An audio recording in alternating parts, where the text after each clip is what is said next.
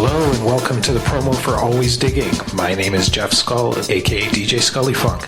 Every Sunday afternoon, my partner Gary, aka DJ Gaza Taylor, and I...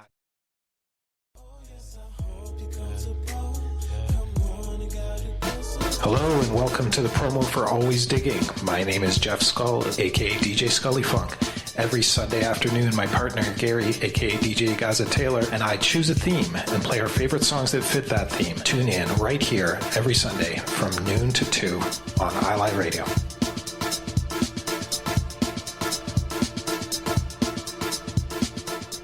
Every Friday, take a trip around the world with music from around the globe. Colors of Rhythm with your host DJ Ron John. Fridays, 6 p.m. to 8 p.m. on iLive Radio, iliveradio.com. Hey, what's going on, everybody in cyberspace? This is The Groove Show with your boy, the crowd pleaser, DJ Mark Anthony. Don't forget, each and every Saturday afternoon from 4 to 6 p.m., we want to put you in the mood for whatever the night has in store. I'm playing only the best feel-good, party rocking, body-shaking music from funk to soul to reggae to R&B, house to salsa, and much, much more. We call it The Groove each and every Saturday from 4 to 6 p.m. Keep it locked. It's the crowd pleaser, baby. You know how we do. We'll see you on the air. Peace. Attention all musicians, bands, associations, clubs, and organizations that represent collective styles of music across Canada. Now is the time to rebuild our collective music nation genres like hip-hop, R&B, jazz, soul, reggae, gospel, and more united. The Collective Music Nation is a non-profit organization committed to the development of collective music. Free memberships are available now.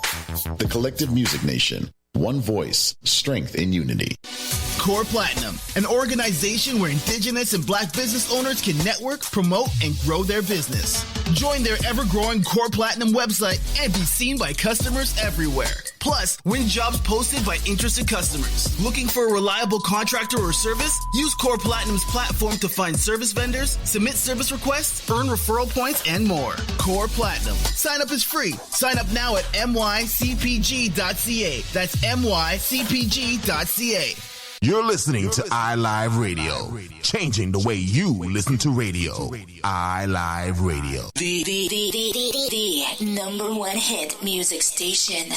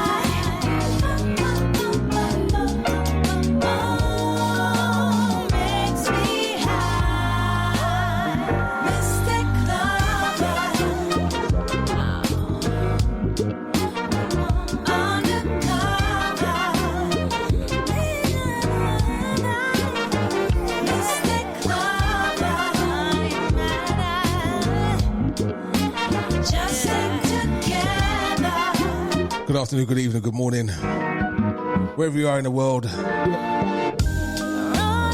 you're tuning to Soul Expressions. This is Indie Music Day 2.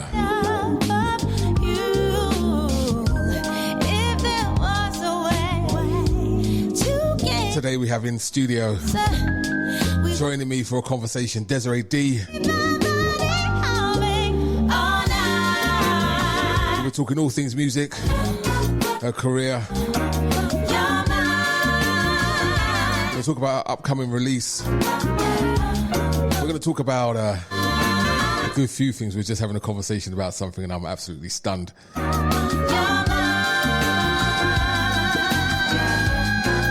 Definitely going to delve into that. So you can catch us on all the platforms. iLiveToronto.com. We're over on the TuneIn.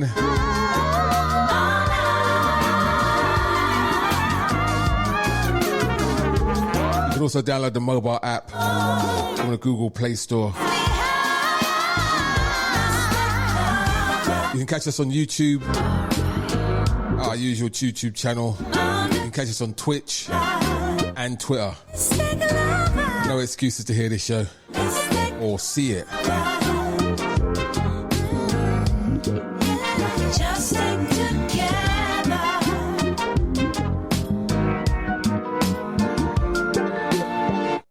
All right, so we're tuning to Indie Music Day right here on iLive Radio, and don't forget it is Canada Music Week starting on Monday. And in the studio, I have Miss Desiree D. Good afternoon, good evening, Desiree. Good evening. How you doing? I'm good. Hold on, let me just adjust your microphone. People keep messing with my settings there. Oh, no. I think I know exactly who it is. And yeah, see, I told you. See these people. I swear to God. You found the culprit. I found the culprit. If any of my iLive team are listening, do not touch the roadcaster. Do not touch the microphone levels again, or else I'm going to put a camera in there. If I find out who it is, it's going to be a problem. So how you doing, Desiree? I'm doing great. How are you? I'm good. It's been a 2.5 years, maybe 3 years. Try 4. Is it 4 years since you've been here, or last time I saw you? Since probably both. Yeah. You sure? I'm pretty sure. Yeah. Oh yes, it would be.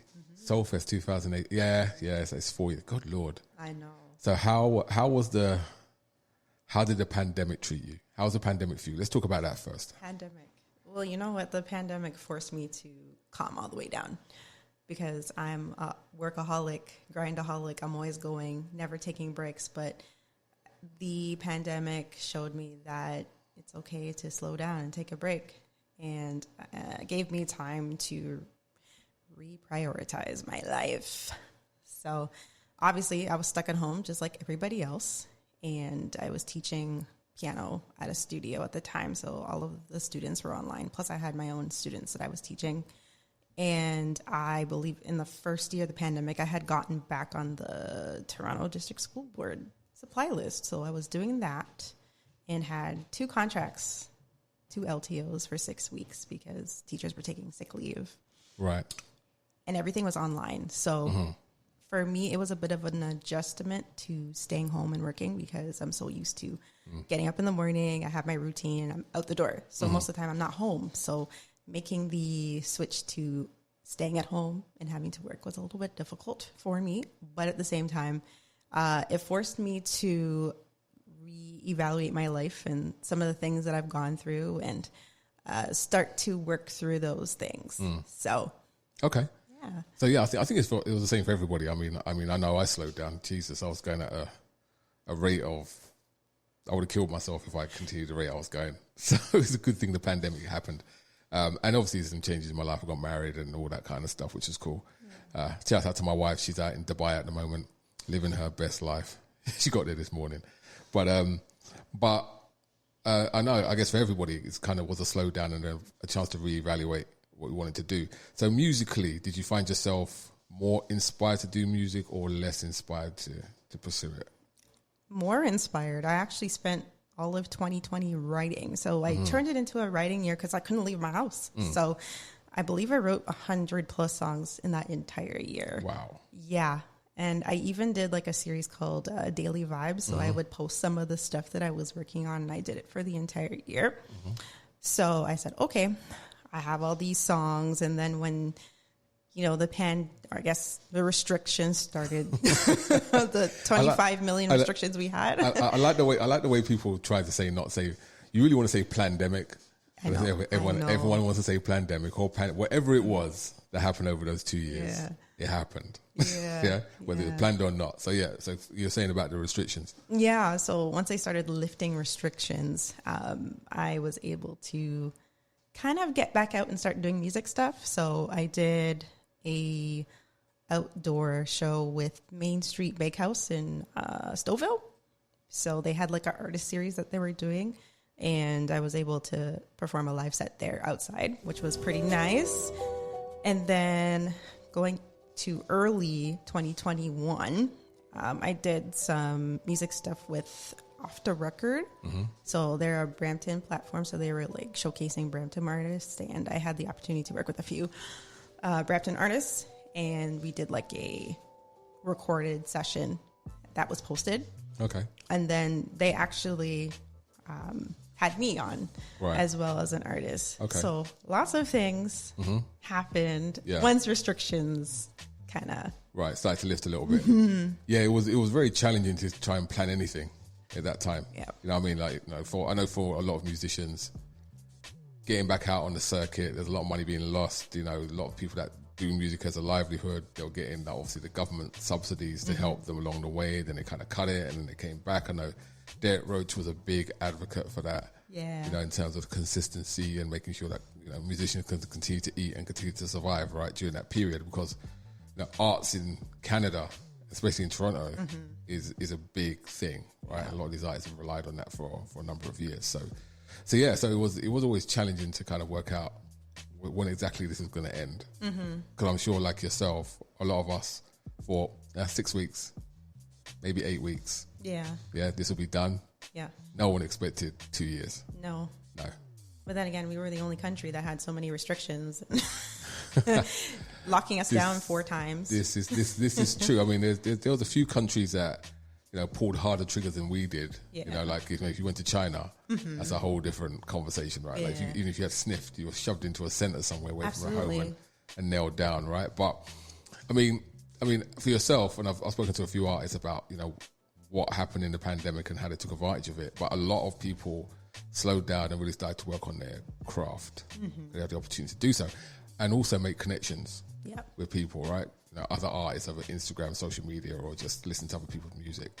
So, what about yourself? I mean, outside of the, you know, obviously the Canadian artists that you work with, Brampton, all the projects you were working on, did you get an opportunity to collaborate with some people that were internationally?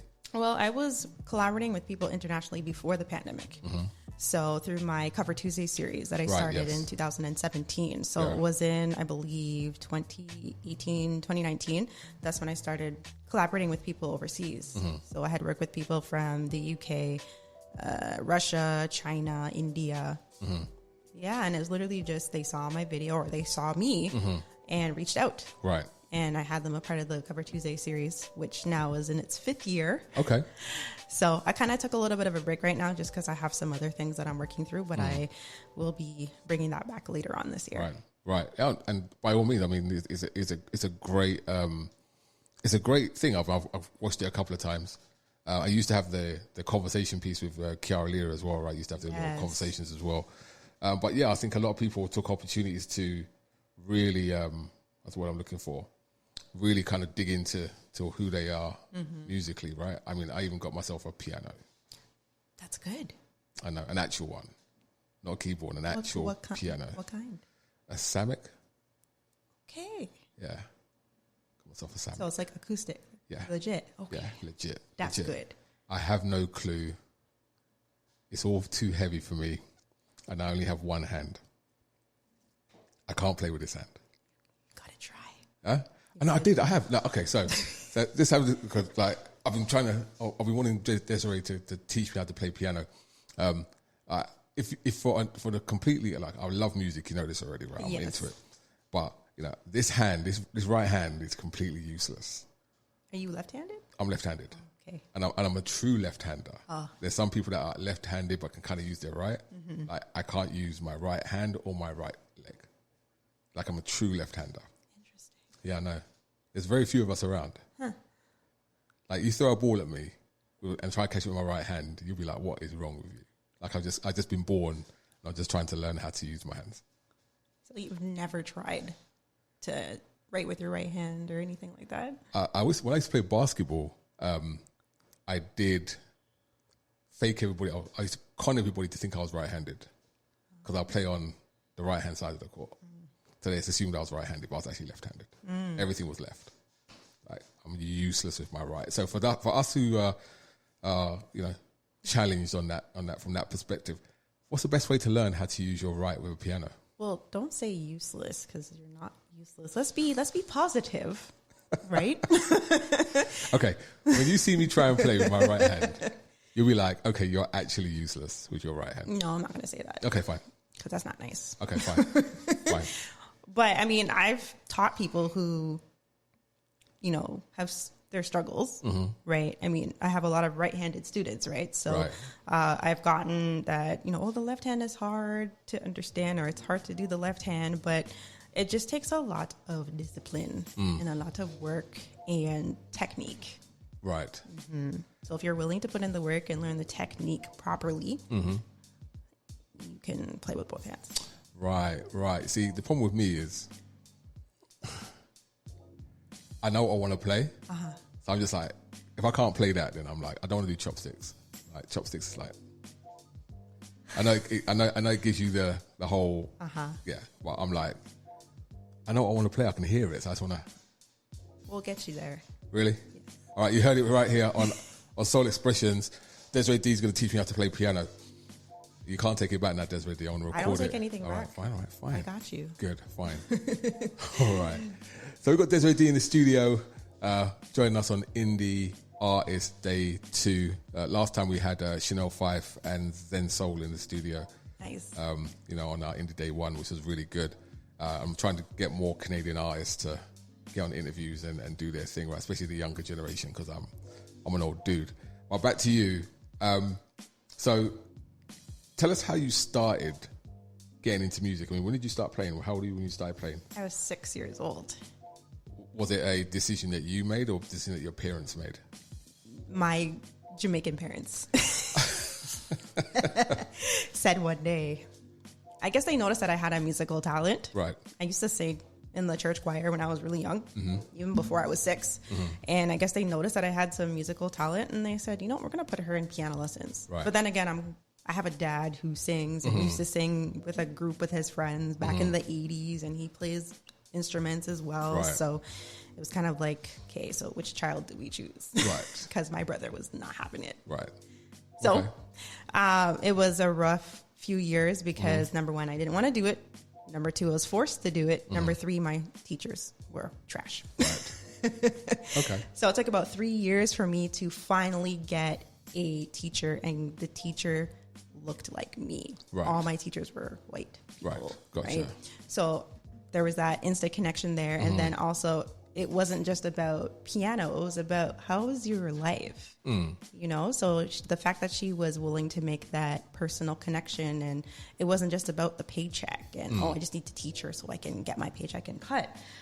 It was more like, okay, how's your life outside of piano? So we were able to make that connection. And then she gave me opportunities to let my gift flourish. So for example, we had recitals, and before the parents would come in, she would let me play as the parents were coming in. Right. Right. And she would give me opportunities to learn different types and different styles of music. So it wasn't just classical. So I could, if I had a song that I was working on at church, she would, help me out with it. Or if I had like a popular song that I was working through, she would help me out with it. So it made me enjoy music more because it's like, number one, I have representation. Number two, she's allowing me to try things outside of classical music. Number three, now I'm starting to enjoy it as I get into high school, and now the kids would come in and watch me and request, can you play this song? Can you play this song? They used to call me Alicia Keys because I had my hair braided every day. Right. And I was in the music room. So why not, right?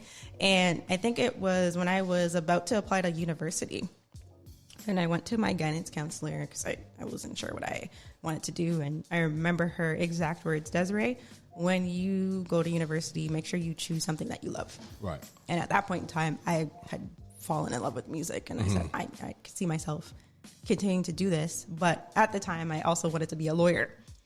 So I figured, okay, let's put the two together, best of both worlds, be an entertainment lawyer.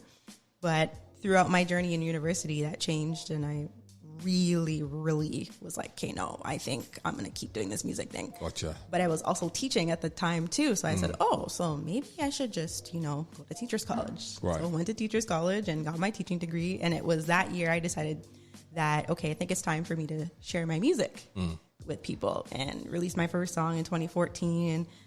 Just to kind of see what the reaction would be, if people would like what I was putting out.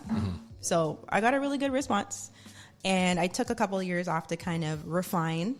And I think at the time I was coming up with different ways to play different songs. And I think I was working through Christmas songs at the time. So, okay. Yeah. And then 2016 came and I dropped my debut project 20. And then 6 months after that, I dropped my Christmas project, which was arrangements of Christmas songs that I had worked on for the past 2 years.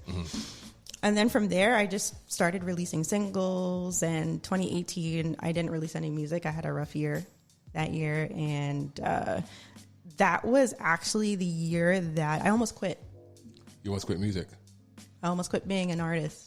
Really? Not a lot of people know that. But yeah, in 2018, it was very rough for me. Yeah. I think I was at a point where I wasn't really receiving the support that I thought I deserved. And then I was kind of at a crossroads because I had gotten to a point where I'm like, okay, what else can I do with my sound? Right. Because I was relying heavily on other people to, for this part and this part and this part, not realizing that I play all these instruments. What am I doing? I'm an instrumental, like a multi-instrumentalist, and I wasn't tapping into that like I should have been. Right. And I was in my studio summer of 2018, and I made a discovery in GarageBand, saw the loop button. Didn't know what it was, clicked on it, seen all these drum loops and sounds, and I said, so you mean I've had this computer for 5 years and I didn't know? Right, yeah. And I was just, looking through, and I was like, oh, and that light bulb went off. And I was like, okay, this is your chance to take advantage of the other gifts that you're not using. Right. And I spent 2018, coming up with different things. And I think it was going into 2019, I started releasing music again. And then I made an engineer switch at the end of 2019. And I was like, okay, I found my sound. So I went from just strictly like jazz and gospel, like live setting, to more of a fusion. Right. So now, because I discovered that loop button and GarageBand, I was opening myself to different genres at the time. So jazz, gospel, neo soul, electronic, hip hop, R&B. So I was like, why do one when I can do all of them? Exactly. And why only attract one group of people when I can attract everybody? So that's when I was really confident in my sound. I was like, okay, I'm a fusion artist. I can, do a gospel lick here. I can do a jazz chord here. I can do a R&B movement here. I can do classical things here and attract everybody. And the main thing for me was I wanted to be different. I didn't want to sound like a gospel musician or a jazz musician or any person for that matter. I wanted to have my own unique sound. And I spent those years, and even during the pandemic, right, really working on my producing and writing all those songs. Right. And where now I'm very confident in the sound that I have. Gotcha. Wow, that's quite the story, quite the journey. I mean, I think, every artist I've spoken to over the years have gone through that period when they said, screw it. Yeah, when things aren't going right, when they're not getting the recognition. And recognition for the kind of music that you do, back in 2018 was like null and void. Like there's hardly anything around, right? Our station used to play that stuff, but Spotify wasn't really a thing then. It was just kind of coming up. There's some SoundCloud stuff, there's some Bandcamp stuff, but it wasn't really a lot of recognition outside the big artists or the bigger artists that were doing that kind of thing. So like I said, every artist has gone through that. Why am I doing this moment? But you're an artist. But I think it was more of, I guess I learned this many years later that it was a matter of trusting the timing of my life. Yes. Right. And I'm somebody who was like, okay, I need it to happen now. Like, kind of impatient in that way because it's like, why is it not happening right now? Like, what's going on? You know, but after even present day now, looking back, I was like, wow, I had to really trust the timing and just trust that things are going to work out. It may not happen on my time, but I just have to continue to put in the work. And I'm a firm believer that, you know, every person has their moment, and when the time is right, the time is right. You know, it's not always a case of, you know, we always want it now. We always want it immediately. Like, you know, once you've worked hard enough for it, and the thing is, you know, it's good, and you get frustrated and wondering, well, why doesn't anybody else see it? What I see.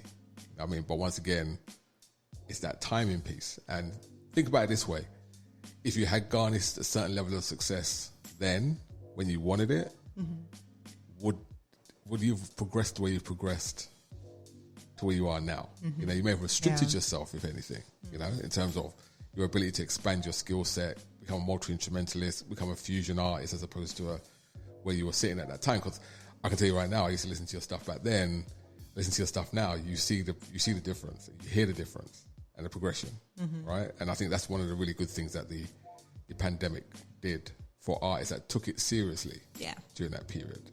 Few artists that, you know, pandemic took them down. They still now they haven't come out of it, you know, and they realize that the world's leaving them behind or left them behind, and now they're trying to come out now. They feel it's too late now for me, and they've kind of gone away from it, right? But I've always said, a person who loves music is in their soul and they make it.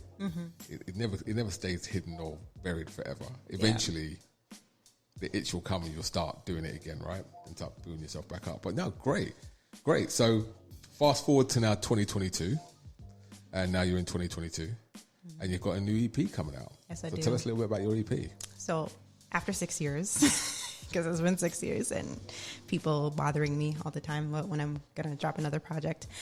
But the thing with me and music is it has to make sense, and there has to be intention behind me releasing music. I'm not just going to put up music just to satisfy everybody. And that was also like something that I had to work through, like people pleasing, because I'm guilty of that.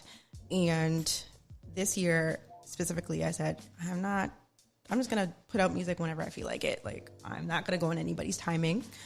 Whatever feels right, I'm going to do it. And right now I'm kind of in a healing journey and healing from like trauma and mental health and all that stuff. And I was sitting in my room at the beginning of the year, and I was just thinking about all the things that I've been going through during the pandemic, and the word self came to mind. And I made it a priority this year to just focus on myself. So mentally, physically, spiritually, emotionally, focus on Desiree. And the word self came up. And I was like, oh, self. But also, this is like a way for me to kind of connect more with people. A lot of people may not have seen this side of me before. I'm more vulnerable, more transparent about my journey. So yes, I'm a musician, but I go through things too in life. Okay. You know, and this year is about sharing my story. Yeah. And this is a part of my story. So this project, Self, is me redefining who I am through self-love, self-care, and self-reflection. And I believe it's important as an instrumentalist and also a Black woman to share, you know, my personal struggles with mental health and connecting with people who may be going through the same thing, but also it's something that's not talked about in the Black community. And people get a chance to kind of hear through my instrumentation how self-care, how self-love, and how self-reflection relates to, you know, my personal and current healing journey. Wonderful. So what we're going to do, we're going to play a track from thank you for sending us some advanced music. We're going to play a track from you called Care For You. What can you tell us about this track? So that part of the track is just about caring for myself better. I've been guilty of, you know, caring for everybody else and neglecting myself. And it's important for me to put back all of that energy that I was giving to everybody else back into myself. So healing for myself, caring for myself, doing the things that I love to do. And yeah, just getting back to Desiree and, focusing on her. Gotcha. All right, so this is Soul Expressions. This is Indie Artist Day. We're going to play Care For You, Desiree D, coming from the latest EP, soon to be released, titled Self.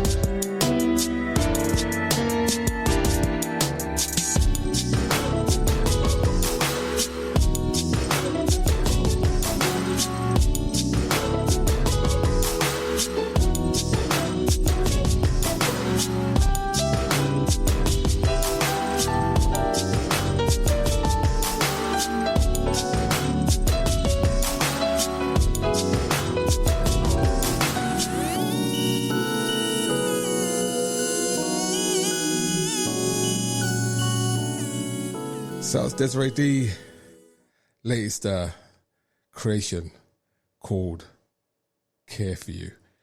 So is this EP mainly instrumentally based? A majority of the tracks are. And the single that I released in April called Comfortable, featuring Macklin from, he's a Virginia-based neo-soul vocalist. That song will be on there as well too. But it's majority instrumental. Okay. And is that a conscious decision on yourself in terms of do just mainly instrumental stuff due to the complexities of performing it live with singers, or is it just your preference?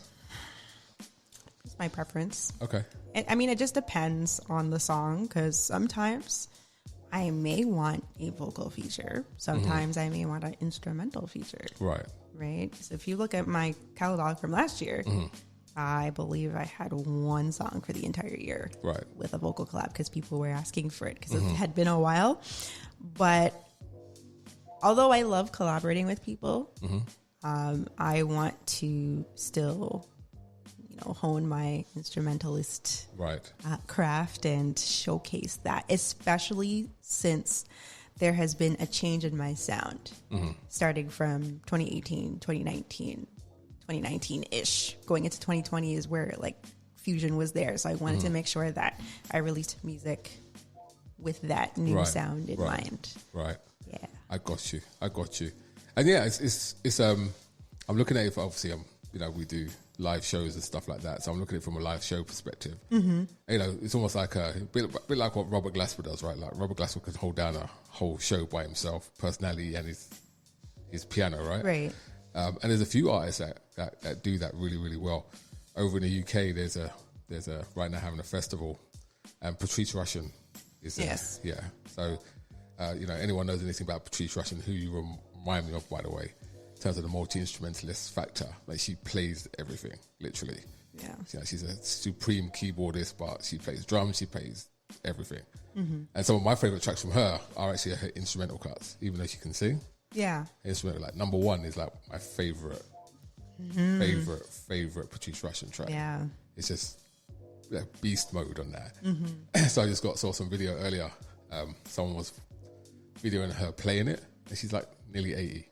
And she's just throwing down on this big stage. It's crazy. Absolutely crazy. So you're tuned into Soul Expressions. My name's DJ Sessions. I'm here with Desiree D.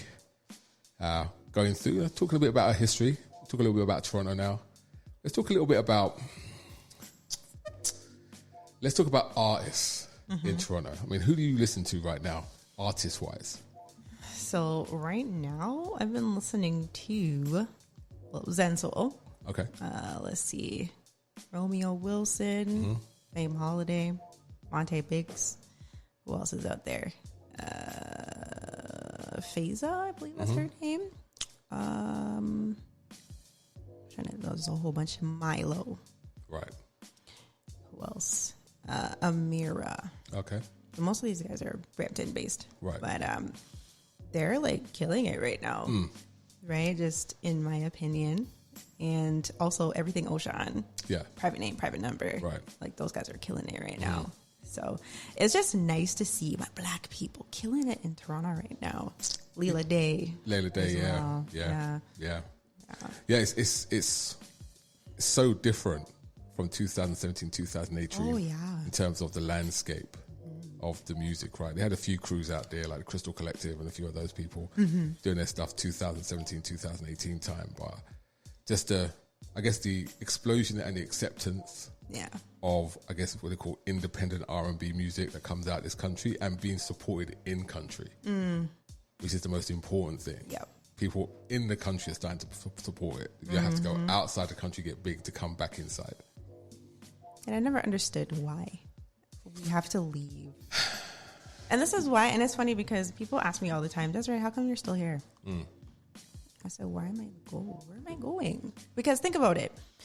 I understand how people feel about, lack of support and Toronto's crab in the bucket mentality and all of that, which is still prevalent, unfortunately.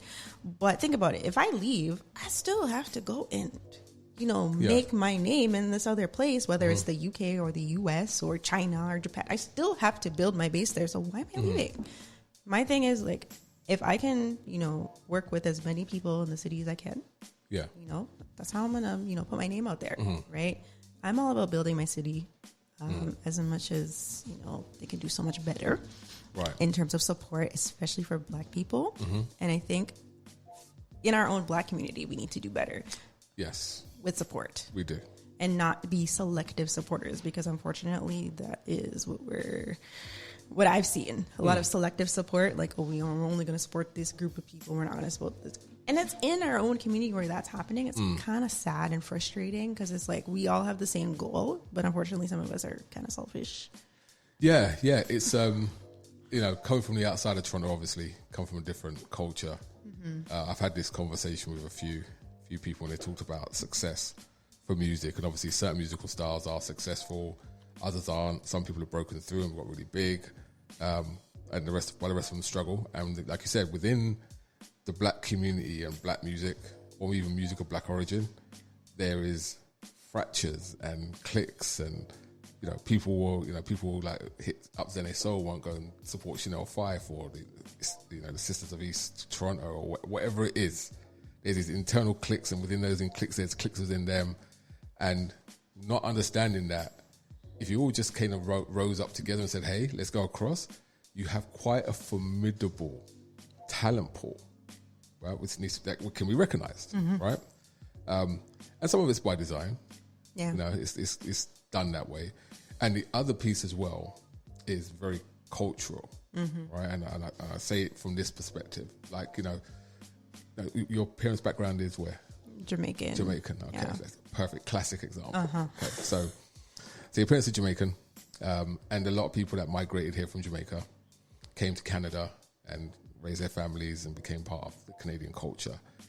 But one thing, I guess, different to what happened in the UK is that once our parents came to England, we couldn't go back. We couldn't travel back. We can't go back for vacations. We were stuck on this island thousands of miles away. So because we're now stuck here, and parents came in the 50s and 60s, they started to build their lives, and their kids were born. The kids weren't going back either because you couldn't afford to go back. One thing I noticed when I first came here many, many years ago is that it was a yearly thing. I'm going back to Jamaica, I'm going back to Trinidad, I'm going back here, I'm going back there. So that connection to your island never really allowed us to create what I consider to be Black Canadian culture, right? We held on to our roots because we were able to go back and forward. Right. So in that isolation I had in the UK, Black British culture was born in the 70s, and then it was a case of, okay, we don't want to look or sound like any of these people, we're going to develop our own thing. So that's why since those days, we took jazz, funk, and fusion and soul music and created Brit funk, and groups like Light of the World, Central Line, like in the late 70s, became really big. Temperton, who was in Germany originally but spent a lot of time in England, did all the Michael Jackson stuff. Rod Temperton, same thing, right? So it was involved in that same cultural build that happened in the 70s and developed their own sound. And then, as you can see, kind of UK music has gone that way. We've always taken stuff and made it our own and then create a completely different style from it. And then the community supported it to make it grow. Right? Here, when someone said to me once, does Canada have its own R&B sound? I was like, no. We don't. They don't.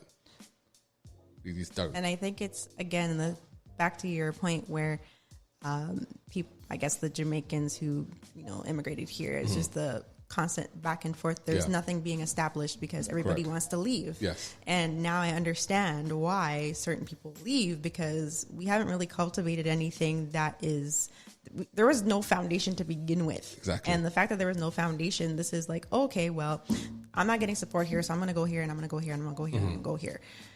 That makes so much more sense. Yes. Plus you're competing with your cousins to the south. Right. But I find, like, even for me, that I have a more stronger support system in the U.S. Yeah. Oh, yeah. Than I do here. And I understand why people were like, oh, you would blow up in the U.K. And I'm like, well, why would I leave? Right. Right? And this is so true, right? Like, one of the really frustrating things for me coming from the outside and watching the amount of talent, like, if you're looking at, you're a country of 34 million people. 39 million is it now? Okay. Something like that. Yeah. Whatever it is. Let's say 39 million. Maybe kind of slowed down a little bit and a lot of people left, right? But you're a very small country for a landmass twice the size of the United States of America. Okay? Everyone lives across the borders. So it's a lot of land to cover, right? In England, which can fit inside of Ontario, there's 60 million people, very tightly packed together, right? So, and in the States, obviously, there's a ton, like 330 million people. You could be in Detroit, become a star in Detroit. Nobody else outside Detroit will ever hear of you. You could be a millionaire and have a whole music scene yourself, right? So when areas that have a very developed and very mature music scene pick up something and they say, this is good, then they support it, right? Because it's about the music. Here, it goes in waves, right? It's almost like a trending thing. I call it clout chasing. Yep. Right? And also the individualism in music is starting to erode. A bit like hip hop. In the 90s, no one wanted to sound like each other. No, this is true. Right? Yep. Now, people look at it as, I need to sound like that person to get here. Yeah. So, and that goes for the singers too. Yeah. Right? Everyone's got this, no offense, this moody voice thing that they're doing right now, which is like, you want to punch them in their chest and say, sing the song. Just sing the note. Sing the note. Yeah. Kill your auto-tune. Yeah. Just sing the goddamn song. Yeah. It's like, there's this kind of sound and this wave and this kind of, it's all trying to sound the same. It loses its authenticity Completely. as well, too, because it's like, we're still trying to find our footing. And I think because Canada has this tendency to copy. Like Japanese. Copy. Like the Japanese. Yeah, copy. right? It's this copy mentality. Everybody wants to copy each other. I don't know why people want to copy each other. Like, I just want to be different, right? And I'm hoping one day we find our foundation again. Yeah. I mean, is it even possible to do so? I think it is, but again, it's going to have to be a collective decision. Right, a generational one. Right. So I said to someone, I think we're about maybe 1 or 2 generations from finding the foundation right now. I think so. We're starting to. We are. Yeah. Your generation now starting to find its sound and its feet. That's why over the last 5 years, the ZNA Souls come up and the Sinop Fives has come up, and everyone's starting to come up now. And not only that, people on the outside start to recognize the scene as well. Yeah. Right. There's a few people that are now getting sync deals on TV programs and series and all that kind of stuff, and like they're Canadian, because they know there's talent comes from Canada. Like the amount of people that you've got for the amount of talent that you produce is unheard of, like literally unheard of. Yeah. But you can see why, because it's hyper competitive. To be seen and recognized, you have to be exceptional at what you do or really good at what you do in Canada to be recognized or picked up by someone outside. So it's hyper competitive. Yep. And that's also what I believe feeds the division. Because everyone's competing to be picked up.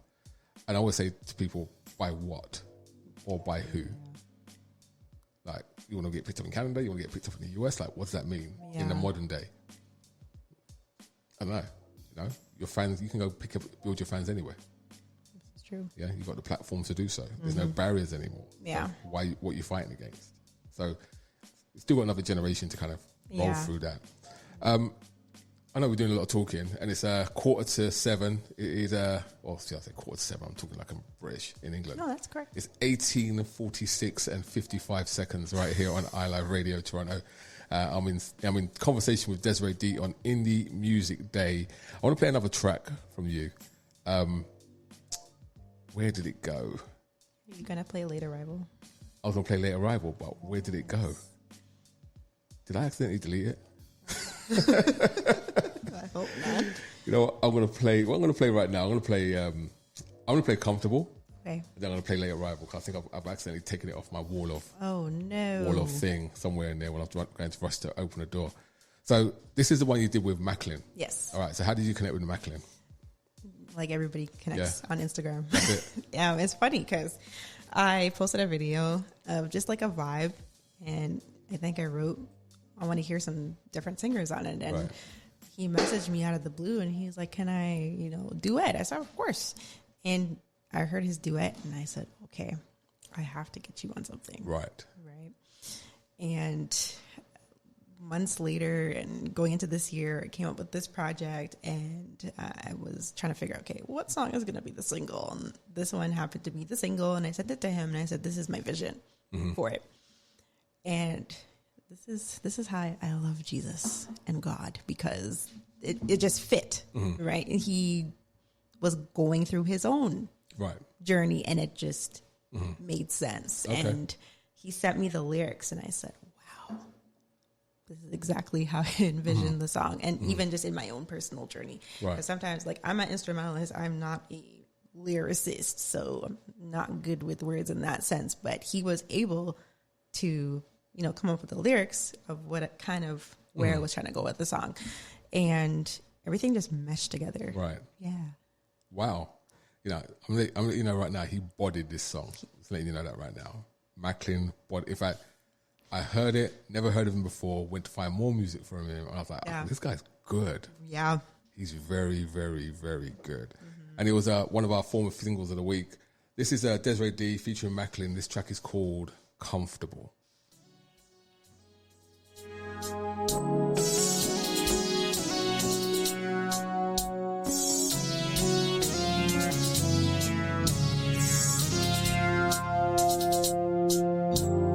Looking in the mirror, head full, mind clouded and dreary. Yet I'm reminded that I'm wonderfully made. Self-care's where I live. Oh, I can be okay with who I'm meant to be each day. I'm changing, transforming, and shaping. And in the end, I'm a stronger and healthier me. I'm learning through the stress and fear.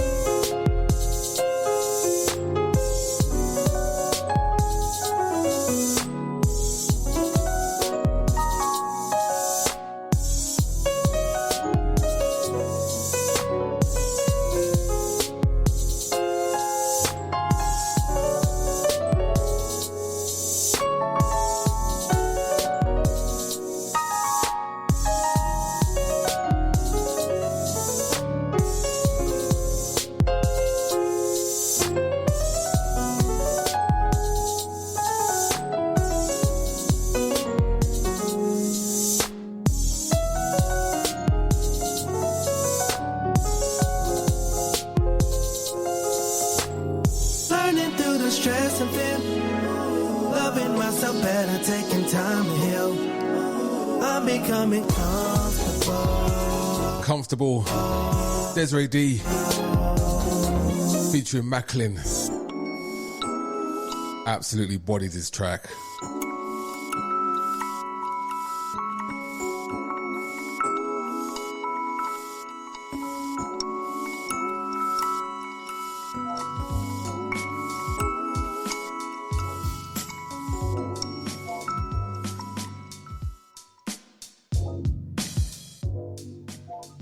There's a quick announcement. Don't forget, all roads lead down to the I can't even pronounce this word. Paminar Cafe or Cafe Paminar, 307 Augusta Avenue, Toronto tonight. You have live in the back Olive B, Jusso, Tika Holiday, and Vanessa. Why do people can't give themselves proper words, names, man? Like, I don't understand. Vanessa. Vanessa, yeah. Vanessa? I think so, yeah. Like, why do you call yourself Vanessa? Is it a guy or It's a girl. It's a girl? Call yourself Vanessa now? I don't understand. No comment. I say, let's call yourself Vanessa, man. Yeah, deal with. You know what I mean? Make us start struggling over here on language. Not my name. You see, Desiree's just throwing her hands up like, why can't you have a name like Desiree? Makes sense. I'm just not gonna comment. So we've got Desiree in the studio, Indie Music Day 2, right here on iLive Radio. All right, so we've been having this conversation in the back end, and we'll get to Marcus Aurelius in a minute. We'll talk about vocalists as well, but let's have this conversation first. Okay. So tomorrow, Canada Music Week starts, or Canadian Music Week, and I asked Desiree, like, so what are you doing for Canadian Music Week? Like, are you performing somewhere? Are you involved in it? Like, come on, this is the time we're supposed to celebrate Canadian music. And her answer was, I haven't done it for a couple of years. And now I found out that to get involved with Canada Music Week or Canadian Music Week, you have to pay our money. You have to pay our money. You have to pay our money, yes. Okay, so look, one of the great things about Canada is how well the arts are funded by funders, right? Whether it's Factor or, Ontario Music or whatever it is. Super funded. Organizations are super funded too. Okay? So knowing that Canada Music Week is a funded the people that run it is all funded. Why are you charging artists? I don't know. I mean, when I signed up in 2019, they had two fees. So they had the early bird fee, and then they had the fee after the early bird date. And I'm trying to remember if I hit the early bird deadline. I maybe did. But even then, so I did the show, and basically you would get paid based on how many tickets were bought for you. Right. And my payout wasn't wasn't the greatest. So I was kind of like, okay, so I paid all this money to, be a part of this. Mind you, if I pay this money, I may not even get chosen. So let me get it straight. You pay our money, and if you get chosen I'm guessing it's by a jury or a selection committee, because that's how it usually works, right? Then you get paid out based on how much tickets get sold by you or for you. I think for me. Okay, so if you do a show and 100 people come out, you get a percentage of ticket sales? I think so, yeah. Or all of the ticket sales? I think it's a percentage from what I remember. Okay. I don't even think it's the whole thing because, they probably take their cut out of that. But who knows? This was 2 years ago. I don't remember. I find it very interesting. Me too. Very interesting. Something like the organization that runs Canada Music, or Canadian Music Week. Obviously, if I'm looking at the rules of Factor, for example, they'll be funded up to 90% of their total expenses, including bringing on artists. And if you applied and you paid to get on, that means it's based on jury selection. So when you do a festival, one of the things you have to do is select a jury to decide who gets on and who doesn't get on. Yeah. Now, if I pay our money to get on, and I don't get on, I expect my money back. Facts. Facts, right? Okay. Well, you don't get your money back. Nope. They're already 90% funded. The rest of their funding comes from sponsorship because they have big sponsors. Yeah. So either they don't know how to budget, or they're making all that money back on their own by themselves on top of the money that they've already got from whatever. Or they're making it back from everybody that's applied. Because even if you look at North by Northeast, I didn't have to pay for that. No. Or even to apply to TD Jazz Festival, I didn't have to pay for that. Let's see. And there's a couple other ones that you don't have to pay for. Right. So I'm confused as to why I have to pay for. Well, I think okay. So I think this is the reason why, right? TD Jazz Festival is a corporately sponsored thing, right? Completely, TD sponsors that whole thing, right? Yeah. It's privately sponsored. They might get a little money from the city to put stuff on, but essentially it's privately funded. Same with North by Northeast. It's like that's privately funded. Yeah. Canada Music Week or Canadian Music Week is a not for profit, right? We need to done off. Yeah, it's a not for profit, right? So if a not for profit, there's rules around funding that you have to do. Did they ever tell you that you can actually apply to Factor to cover the fee to apply for that? No, I didn't even know that. Yes, you can. Well, I wish I knew that for the last 6 years when I was paying money to them. Yeah, you can. No, you can. So we found that out when we were doing, well, after we finished Soulfest 2018, we were looking at 19, and we had a meeting with Factor. And Factor turned around and said to us that we have to do a committee now if we want to be funded, get a bunch of people to decide who's coming on the show. They said to us, okay, so who's going to come on your festival next year? I said, well, we've kind of got the lineup kind of worked out in our heads. They said, yeah, well, we can't fund you then. So well, why not? Oh, because you have to have a jury to select who comes on, then the people have to apply, and you have to evaluate what that is, right? But they said that what you can do, if you do have artists that do that, if you have a fee to cover the administration of running the jury and the selection and all that kind of stuff, he goes, your artists that you're bringing on, you can tell them they can apply to Factor for funding to cover that coming in. Canadian Music Week should have told you that. Interesting.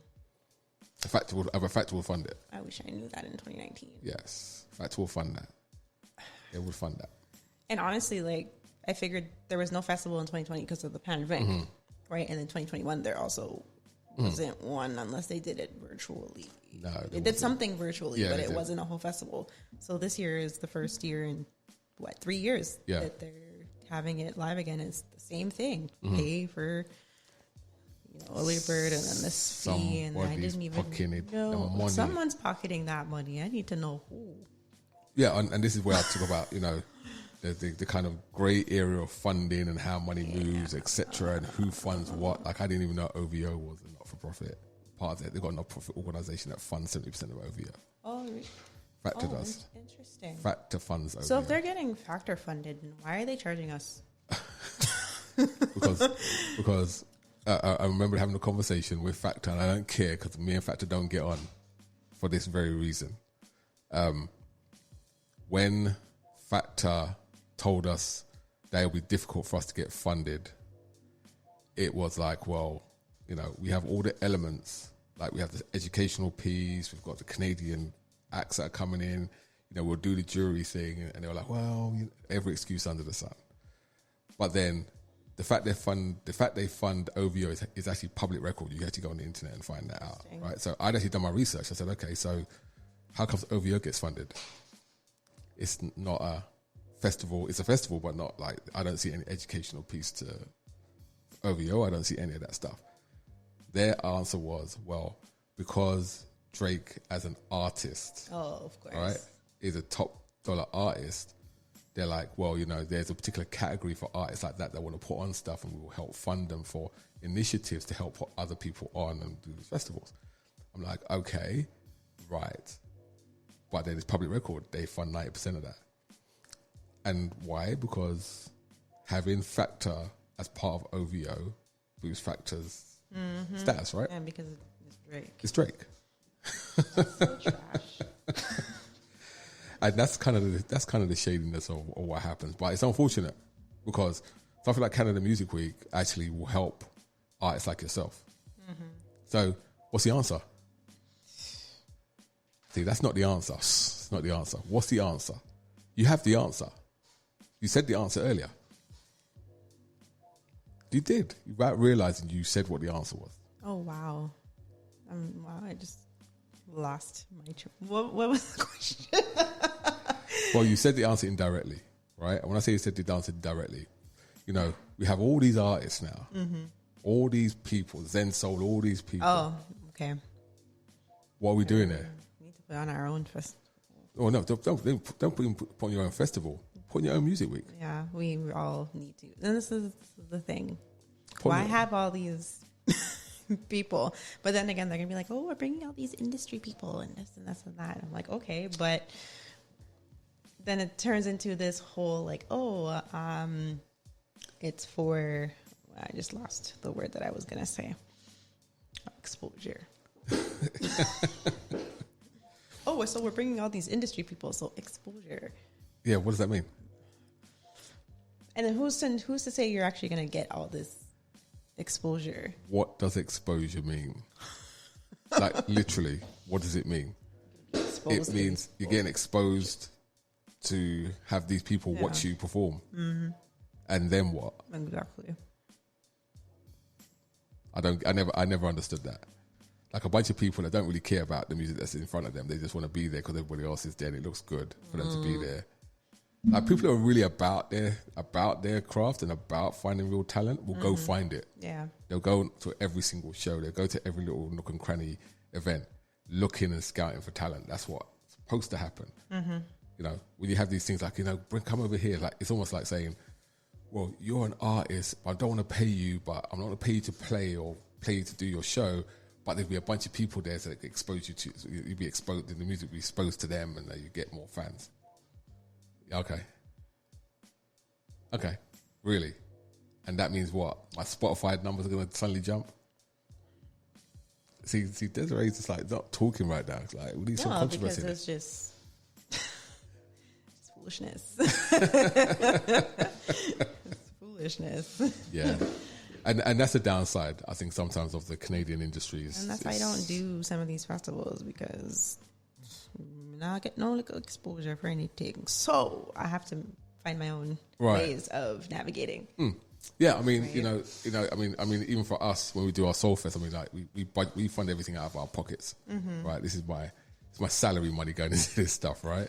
Which is a lot, right? It's a lot of money. But even when we did our very first show, which was like Omar, Glenn Lewis, and Ivana Santilli, you know, we put Lisa Banton on, and you know, I said she came in like super last minute. Her UK manager came to me and said, "Can you put her on?" I'm like, I don't have a spot for her. But I said, you know what, let's give her an opportunity. But even in giving an opportunity, even though I couldn't give her any money, I said to her, bring your CDs, set up a table, sell your stuff. I don't want to cut. Like, go make some money. People are going to hear you on stage. Go over there. There's your little merch table. Sell what you need to go sell. Yeah. If you can't give them money to perform, give them an opportunity. Give them an opportunity to make some money right there and then, right? So I think it's very, very important that everyone does get dinero or some kind of advantage for doing it, not just exposure. Exactly. Yeah, exposure doesn't do anything. Because you never know if you're going to get picked up or not. There's no guarantee on exposure. That's why it's like when people come to me, oh, can you do this event? Okay, am I getting compensation? No, not really, but we're going to give you exposure. That exposure is not guaranteed. No. So are you going to let me sell my stuff? Yeah, put on a If you can go and sell your stuff, sell my merch, whatever. Yeah. Like, you know, I've always been a proponent of, you know, even when we did our festivals, you know, usually in festival situations, if an artist wants to sell merch, like, promoters taking 30% of that because I'm giving you my audience and you're paying money off the audience. I'm like, nah, why? I'm good. Like, why? You know, when Zoe came over the first time, said there's a merch table. He's like, so what's the cut? I said, cut of what? Cut of the takings. Yeah. There's no cut of the takings. Yeah. We'll give you a table. Go sell what you need to go sell. Isn't that the point? And most times they will sell out the merch. Oh, he did. Oh, he absolutely did. He sold out. He got paid to do the gig. He got paid to come up here, and he sold his merch. That's it. That's actual support. Yeah. I'm saying, and I think that's what we lack sometimes. But I think there's prime opportunity for us as independent black organizers of events or musicians or artists to come together and work out how to do our own music week. Yep. And use all our connections. And use all the connections you have to get it done. Yeah.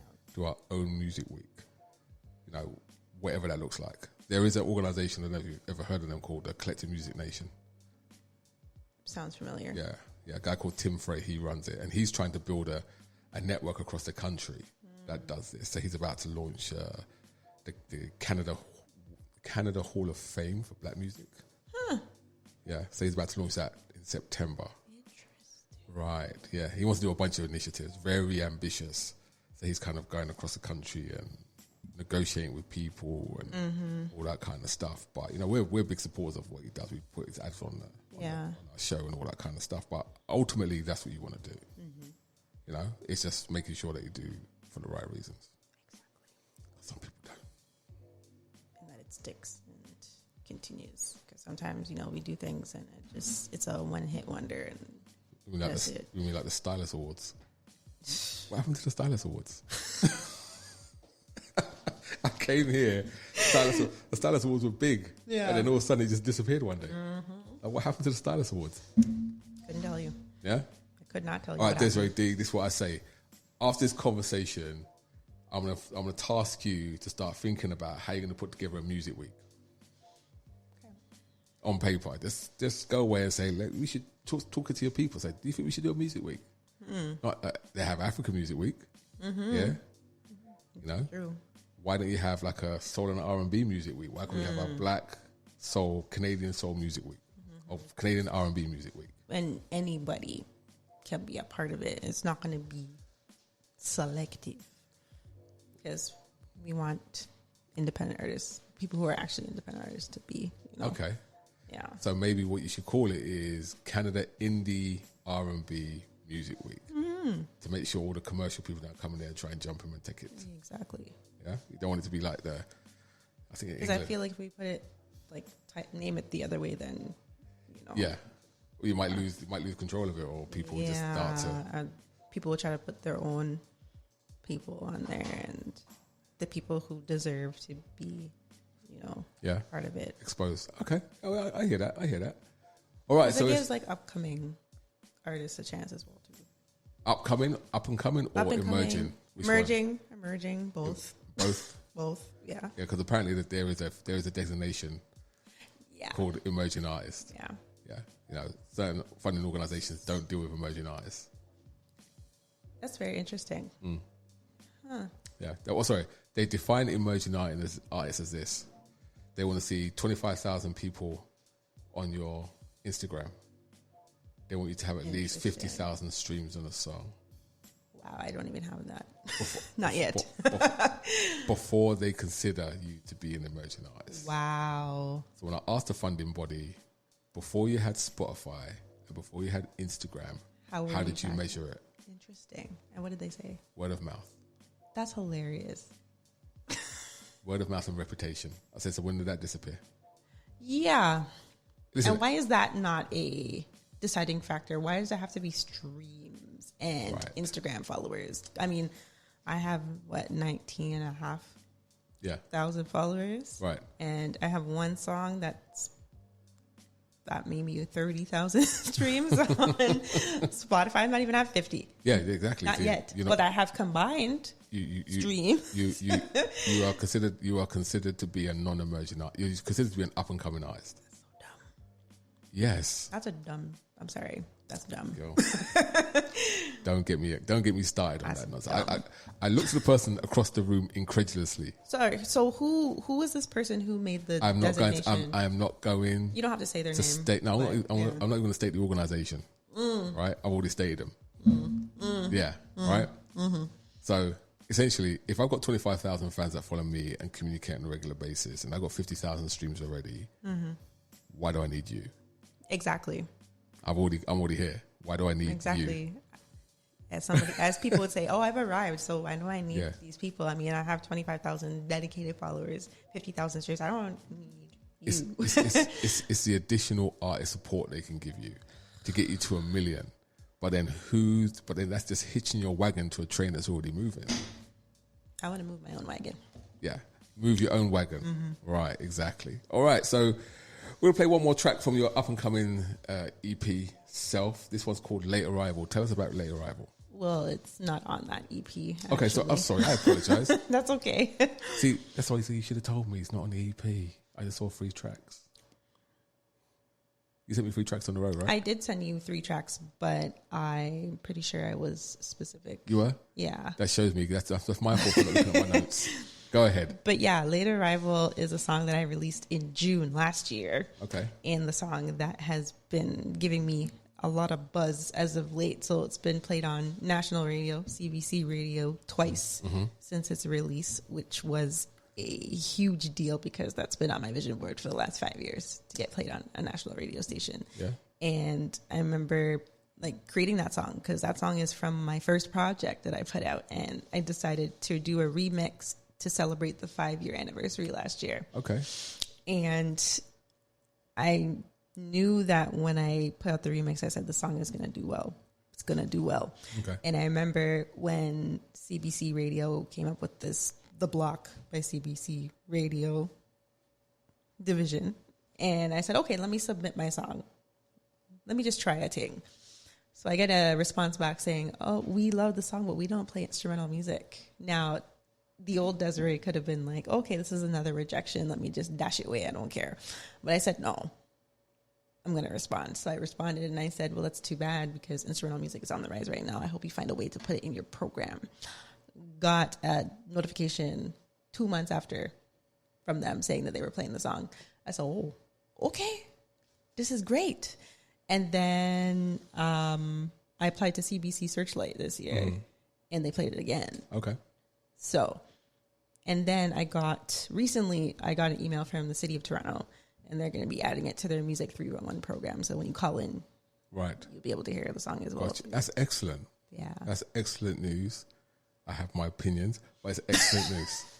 Anyway, let's get on with Late Arrival.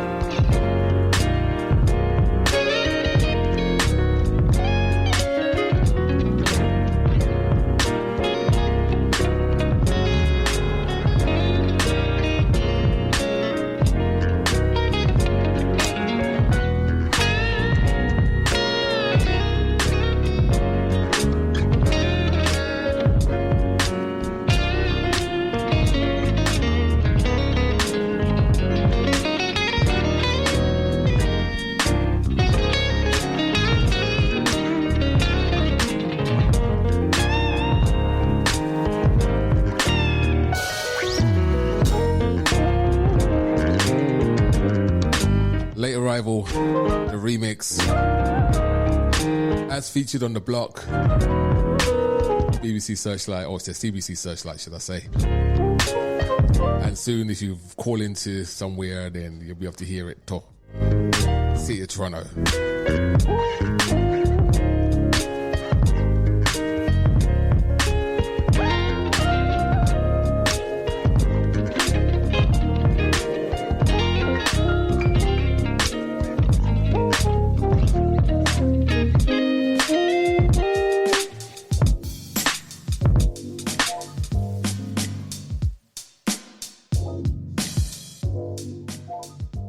So, you know, if you guys could ever hear the conversations we have when the music's playing and the mics are off, you will laugh.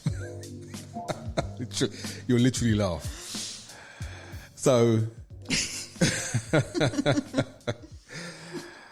I swear to God, Desiree,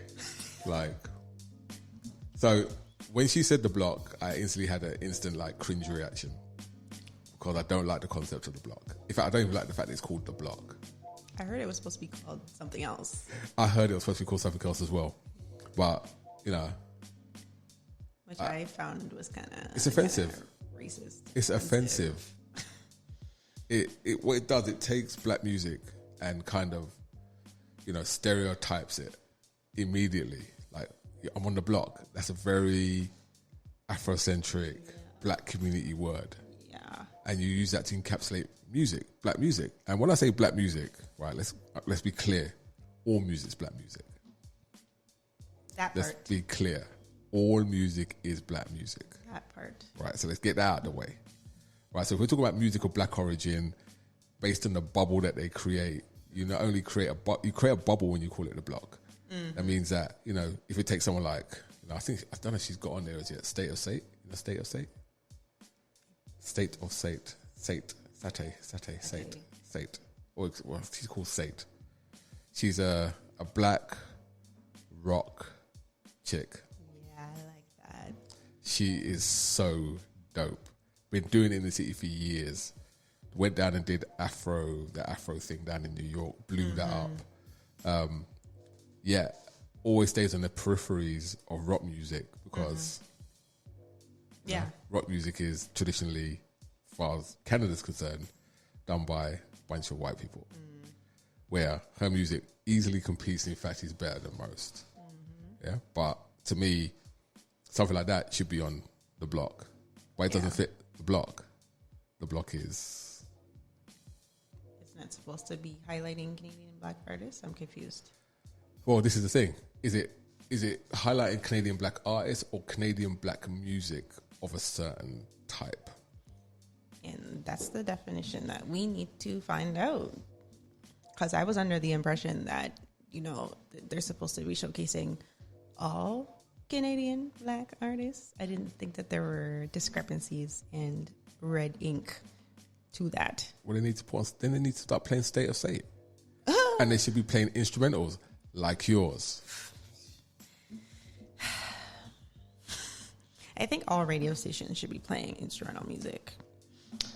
That's all I'm saying. Yeah. And I've submitted to other radio stations. I'm not going to name those radio stations, but you know. You seem quite animated and agitated when you say that. I've submitted to certain radio stations. Like, so did you submit to what? The joke is these are radio stations that have on their submission list instrumental music. Right. And no response. Right. So I'm confused. So did you submit to The Wave? No. Did you submit to Jazz FM? Yeah. And they didn't play you? Nope. I even got email communication and they never played me once. Jazz FM didn't play you? Nope.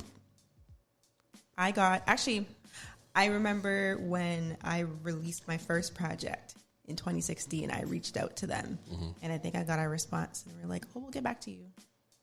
And then I sent them Late Arrival last year. Yeah. And I got an email response after like 2 months. And it was the same thing. Oh, well, I'll listen and get back to you. We're in 2022 June. Yeah. Okay. Okay. So I said, okay, cool. I've also submitted to Vibe. Vibe 105. Yeah. Did it play? Momentum on Vibe. Yeah. And on there, they say instrumental music, never got any email communication from them. Well, first of all, I know the guys that run Momentum, because Momentum used to be a show on iLive, and they got poached from iLive to go to Vibe. All right, so I'll hit up the guy directly and say, you make sure you get this on your playlist. Let's get that done. Because I've sent them three songs. Yeah, and they never put anything on the playlist. I didn't even get any response. And that's the thing. Like, if you're asking people to submit their stuff, even if you're not going to play it, a simple communication through email would be nice to let me know, like, you actually received it, because I didn't even get an email saying, "Oh, hi Desiree D, we received your none of those." So if you're gonna tell people to submit music, at least communicate with them. That was the missing piece. Right. Did you submit it to Flow when it was Flow? I submitted to Flow, yes. Did you submit to G98.7? Yes. Did they play it? I've been played on G98.7 through their Soul Jazz show with Marian Rodriguez. Right. I've been played a few times on her program. I've also submitted for other things. Like, I submitted my song that I did with Sean C. Johnson back in 2019. That was played on the gospel section. I've submitted other R&B stuff. No response. That's okay. I've submitted for interviews. No response. I even submitted Late Arrival to them now, because they're now Flow 98.7 or whatever. Yeah. And I submitted Comfortable as well. No response. That's interesting. So once again, Mr. Gary Gunter's a good friend of mine, right? This is wild. So I told you, man, we're connected, eh? So Mr. Gary Gunter's a good friend of mine. Yeah. We're actually going to be going playing golf in a couple of weeks for a weekend. I'm actually going to, in the car, and play Comfortable over and over and over again. And play Late Arrival as well. And Late Arrival. I'm going to play more. I'm going to play everything that's yours. I'm going to look at him and say, "You like this?" And he's going to say, "Yeah, I love it," because he's from the States. He loves that kind of stuff. So why aren't you playing it? It's a Canadian artist been submitted to your station about 50 times. What's going on? Submitting to them for the past 6 years. Yeah. What's going on? So talking about that, talk about radio for you as an artist, and this is from the artist side. Yeah. Okay. Do you think with Spotify and Bandcamp and streaming services now that radio is even relevant for you as an artist? Be honest, my feelings will not be hurt. No, that's okay. I mean, I love radio. I grew up on radio, right? So I believe there still is relevance for radio, because, again, there are people who still listen to the radio, right? Yeah, we have all these streaming services for this generation of people, right? Because I'm not a part of the generation that grew up on Spotify and Apple Music and whatever. I grew up on the radio generation, so I still believe that there is relevance to radio. And yes, I'm still going to submit to radio, right? Spotify playlists are cool, but I feel like I'll have a better chance getting played on radio and being picked up by, because, and this is just because of, I've submitted to, you know how you like send your music out, right? And I've sent my music out like early, and no editorial playlist. Right. I mean, I've gotten picked up by playlists that are not editorial. Yes. But I've also had like a better time submitting through radio just based on connections and whatnot for my stuff. And I'd rather get the radio coverage than the playlist coverage. Gotcha. That's just in my opinion. Gotcha. Yeah, it's an interesting question to ask artists these days, whether radio is even relevant. And it's kind of gone around in a circle now. So, you know, when we started in 2017, well, technically it was long before then, but we started the actual station 2017. It was something different. No one else was doing kind of like what we were doing. So that nice little bump we had was good, right? And then Spotify came out, and Apple Music kind of took off, and then, you know, Tidal came on, and all of a sudden everything started going to streaming services. And, you know, as Spotify grew into this super giant, you know, internet radio went that way. Because what people said was, well, I want the option to be able to choose my music uninterrupted and curate my own playlist. That's how they were viewing it, right? And which is cool. Yeah. And I think Spotify has its place, definitely. You can discover some really good music on Spotify. Yeah. You know? Unfortunately, now Spotify is very much driven by advertising and money. Mm-hmm. Now, and the fact that they barely pay us for streams. Well, yeah, and then there's obviously the payout for streams. But there's, I listen to artists when they talk about Spotify and how Spotify is screwing them over, and I'm like, well, they are and they aren't, right? And this is the reason why I say they are and they aren't. Okay, right? It's because before Spotify could even do anything with music, right? Just revenue alone, okay? When music gets pushed from Spotify, from record labels and publishers, etc., they pay out 79% of their revenue to licensing and record companies and publishing. Okay. So you're now left with 21% to play with, right? Yeah. Out of that, you got the operational costs, pay your stakeholders, shareholders, build the network, update the apps, have all your staff. Operational costs are high. So then what's the point of having... Sorry. Check it, right? It's not about profit, it's about revenue. Right. Right. Profit doesn't really matter. Like Spotify didn't make any money I think they started making money about last year. They started making money. Yeah. But they were losing money. So the interesting one is this. I think it works out by the time it's all done, there's 7% dollars available to artist payout. Okay? So 90% of that 7%, right, is paid to the top 1% of artists on Spotify. That means whatever's left is paid for everybody else. And that's why it's so low. Dang. This is why people are going to Tidal, because Tidal's payout is it's better. Better. It's better, absolutely. And I like Tidal. Tidal's great. Jay-Z sold it now, so I'm probably not so much of a supporter anymore. But I'm a huge fan of Bandcamp. Oh, yeah. Bandcamp is... That's the other one, too. And even ever since they started doing Bandcamp Fridays during the pandemic to help artists out, which was game-changing. Yeah. I actually made money from there. Right. So... Yeah. And I've always been a massive supporter of Bandcamp. I think it's the fairest model for anybody, right? You can name your price. They take a very small fee. You get the bulk of your money, and they're adding things to it. They've got the discovery service. Sell your merch on there. Yeah. You've got the discovery service. You've got the live streaming service now as well. You can do live streams directly in Bandcamp and put your merch into the stream. Yeah. People can buy it at the same time. We've done that a couple of times. So they're adding tools to really continue to drive revenue to the artist, right? So if you hear me talk about any music, I was like, go to Bandcamp and buy it. Yeah.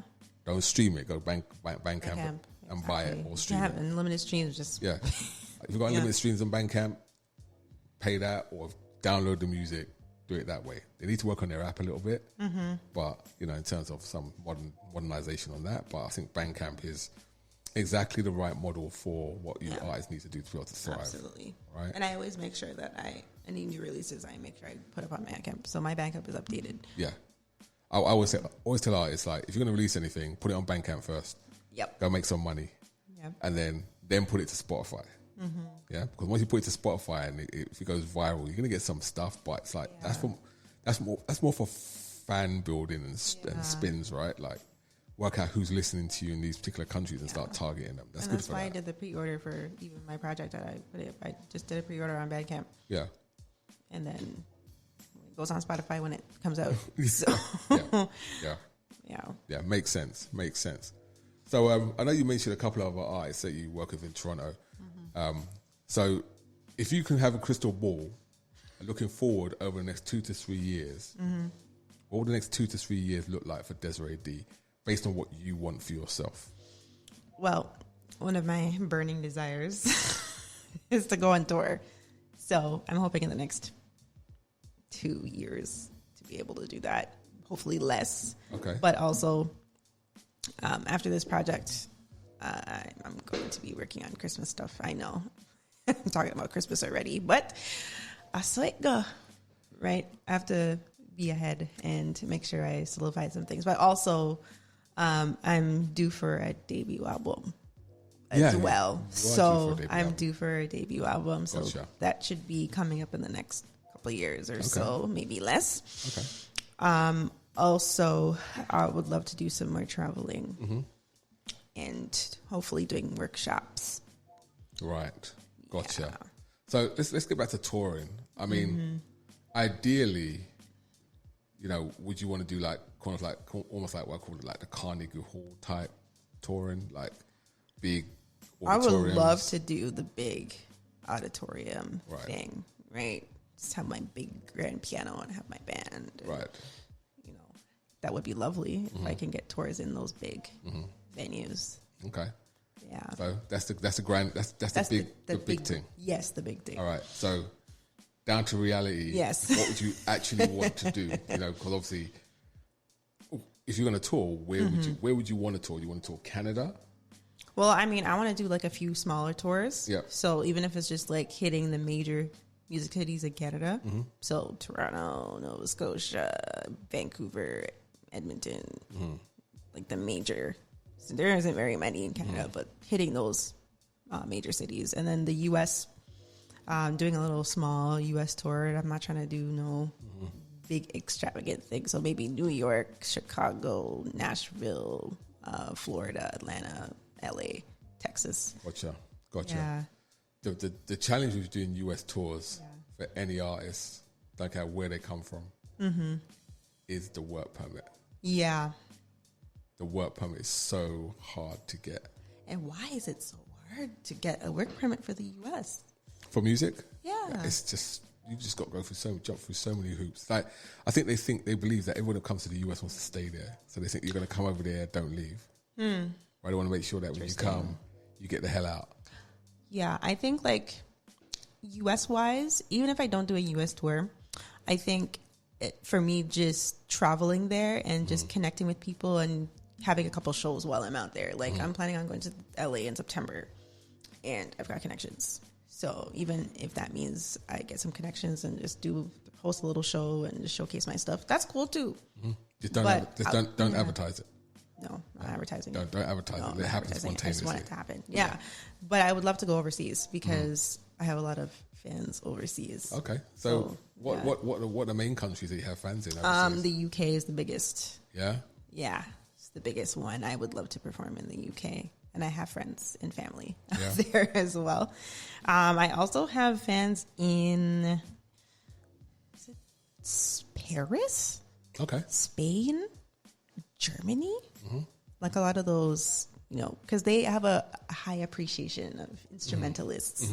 So those like areas, I've been getting a lot of fans. But my big fan base is the UK next to the US. The US and the UK are like neck and neck.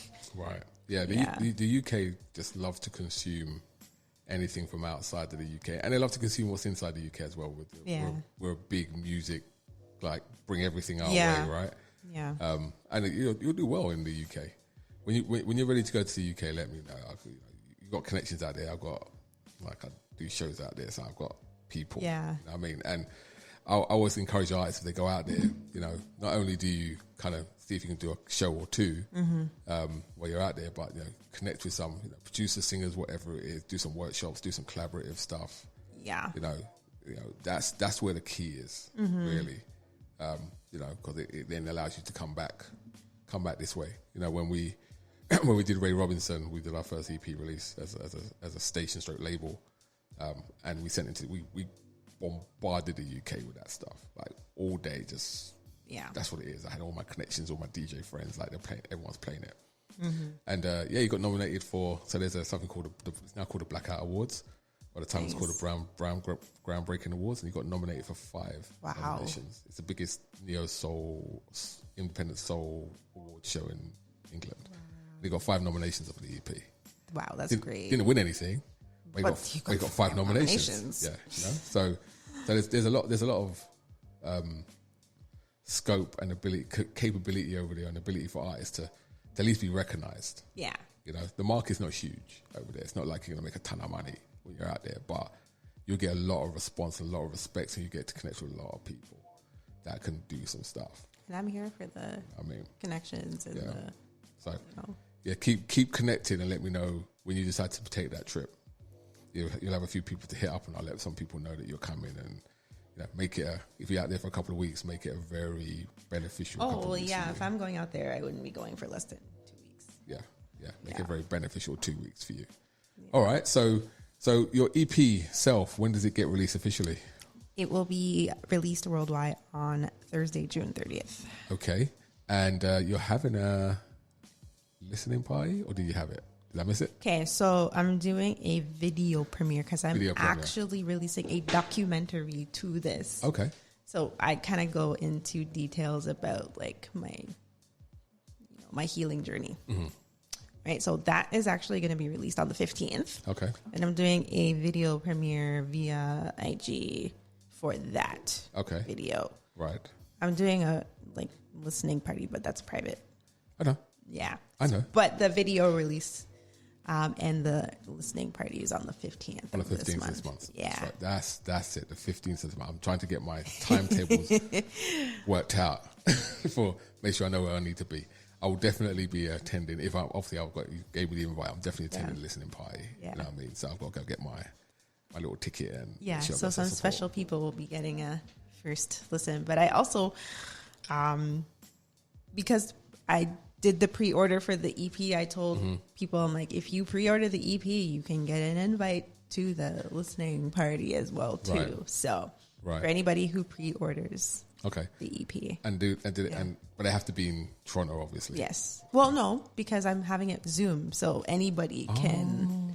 Yeah. So in addition to the live portion, I do have people coming via Zoom. So anybody who doesn't live in Toronto and wants to pre-order the EP, they will have an invite to the. Right. Yeah. Gotcha. Should have done it through Bandcamp.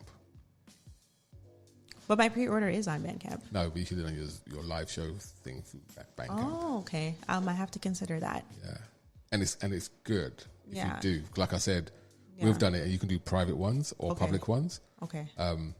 And like I said, you can, if you've already got your presence on Bandcamp, you can attach your own merchandise to the show, and it will appear at the bottom so people can buy. I'm still working on the merchandise. Well, even your music. Yeah. Whatever you got selling. Yeah.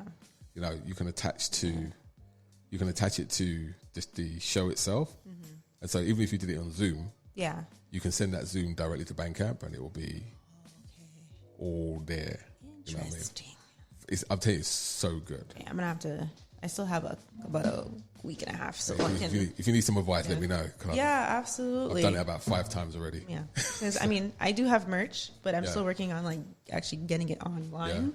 But I'm still trying to decide which outlet to use for online, but I do have merch as well too. I'm actually supposed to be releasing some new colors soon. So. Right, gotcha. Yeah. So here's a question for you, because obviously we've relaunched the Soulfest Lounge. You're supposed to do a Soulfest Lounge, and you didn't do the Soulfest Lounge in 2018. Did you do it? You didn't do it. No, you didn't do it. What do you mean? Oh, I might have had a conflict on that day that you gave me, because I really wanted to do it, but I couldn't because I had a conflict. That's right. 2020 you did it when we tried the online one, which was the online one. Yes, I did do the online one. You did the online one. That was that was the very early days of the pandemic. Yeah, and I was like, screw it, let's go for it and try and throw some technologies together. Hey, we made it work. I know. Yeah, but I'm like, now all the technologies caught up. I'm like, this is easy now. By the time it was like, let's get a platform here, let's go over here, let's try this, let's try that. But now we outside. Yeah, so speaking of outside, I have some shows coming up. You do? Yes, I do. My first show in 2 years is coming up at Calypso Hut in Brampton on Thursday, June the 16th. So you've got your listening party on the 15th. Yes. Then you got Calypso Hut. 8 p.m. 8 p.m. Doors open at 8. Okay. Show starts at 9. What's the cover?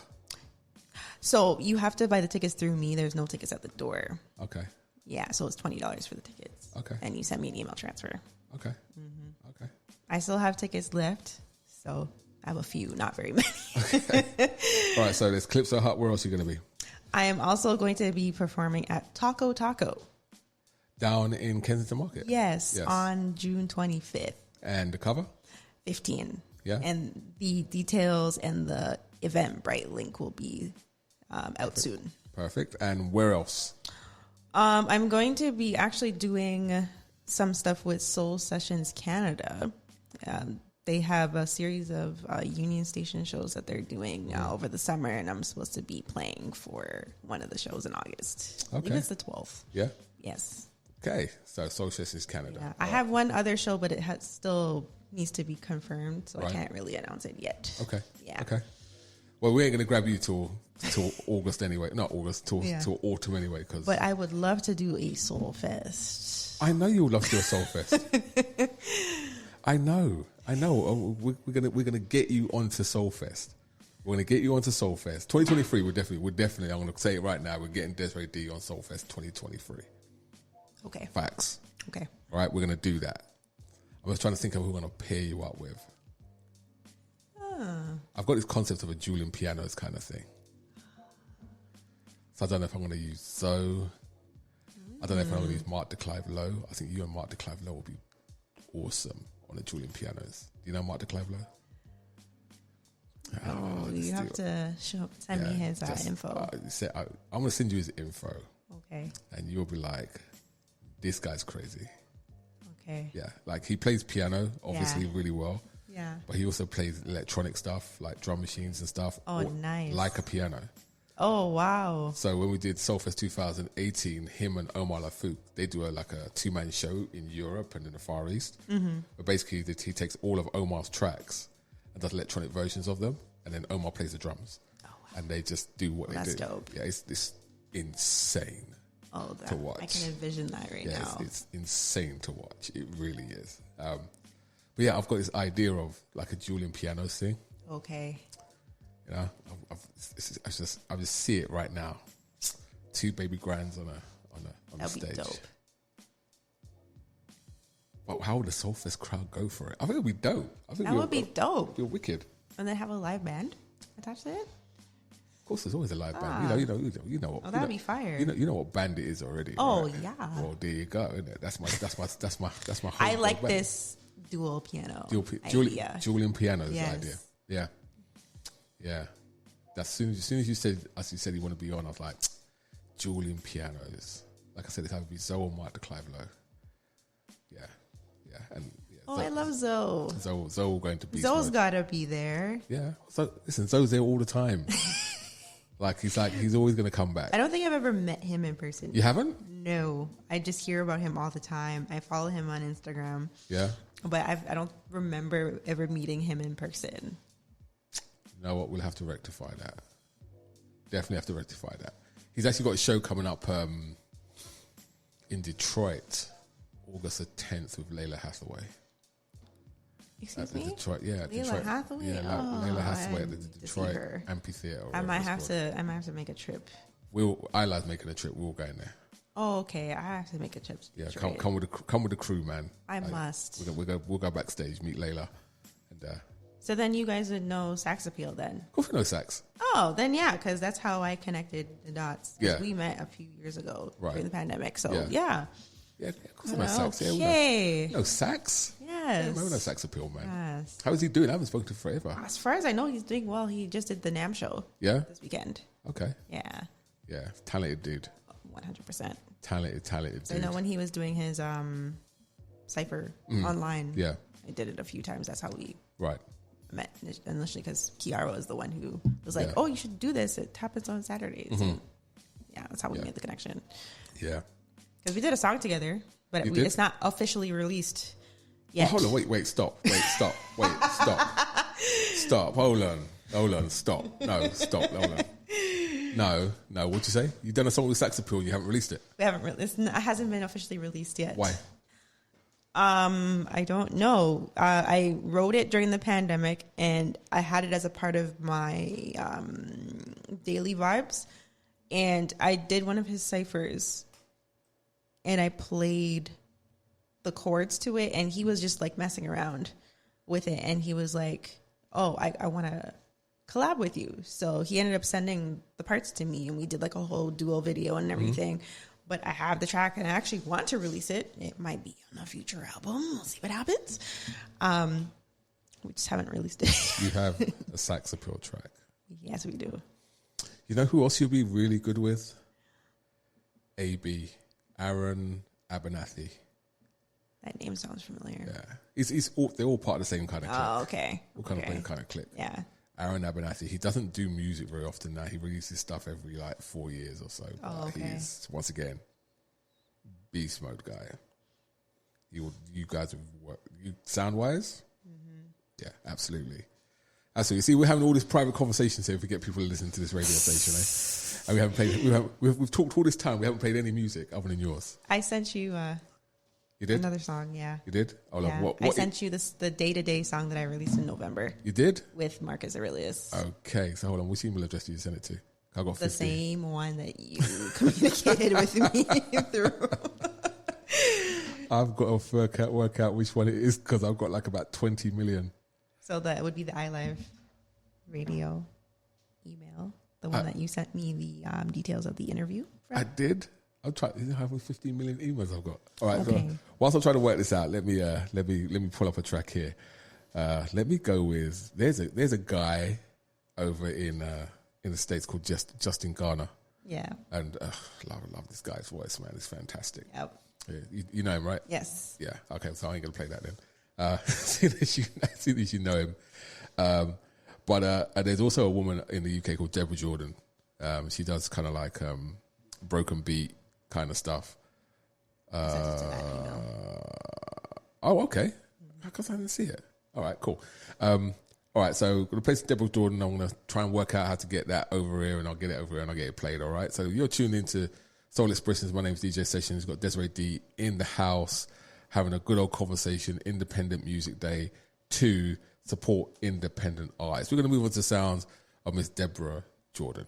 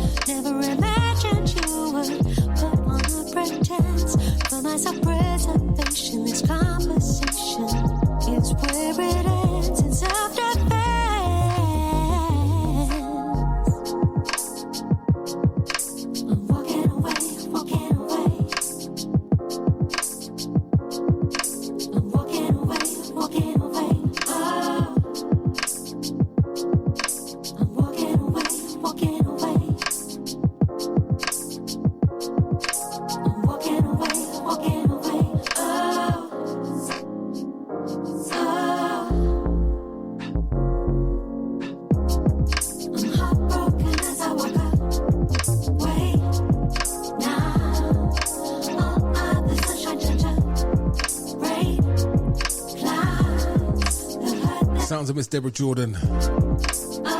Don't forget. You can catch this vibe this Thursday on the iChart Show with your host DJ Sessions, which is me.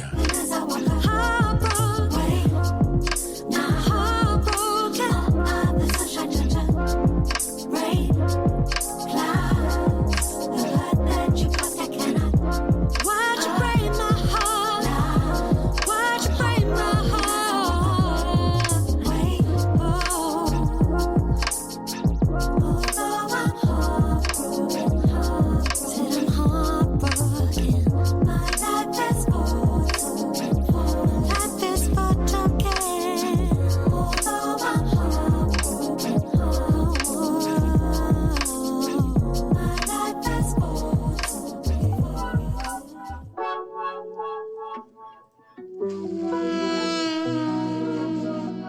internet's #1 on the World Wide Web, iLive Radio. What's up, people? This is Omar, and you're listening to iLive Radio, changing the way you listen to radio.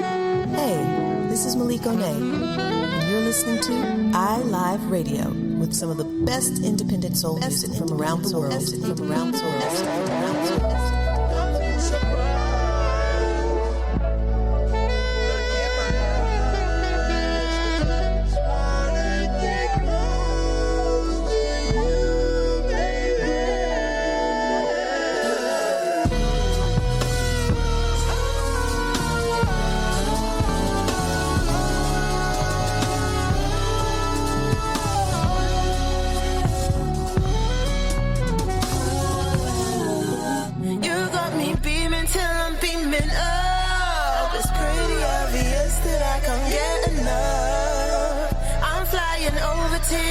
What's up? I play like I'm coming to get my stuff.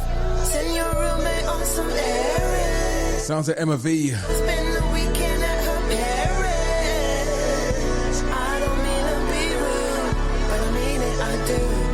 And we've got that Desiree D Day to Day queued up as well.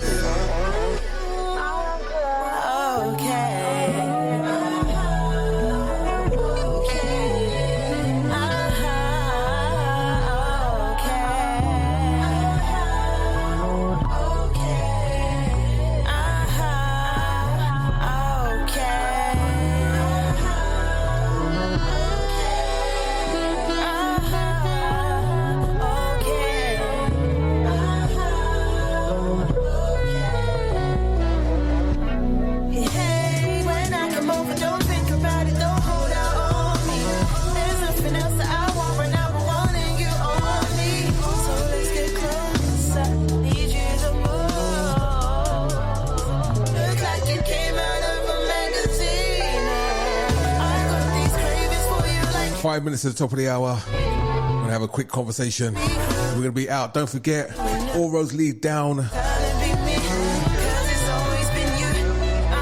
Cafe Panama on Kensington Avenue. Jusso, our artist, performing tonight. Down there with Lucia D.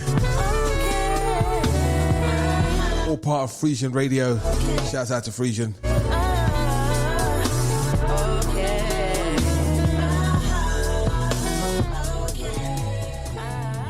So we got Desiree D here.